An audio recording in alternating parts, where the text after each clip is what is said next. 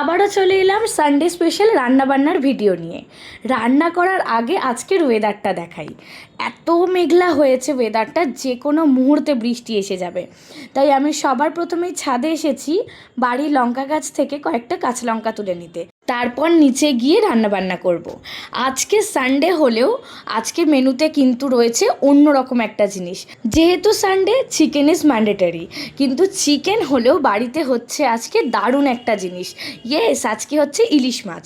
তাই কালো জিরে ফোড়ন দিয়ে, সর্ষে কাঁচা লঙ্কা বাটা দিয়ে, আলু বেগুন কচু দিয়ে ইলিশ মাছের ঝোল।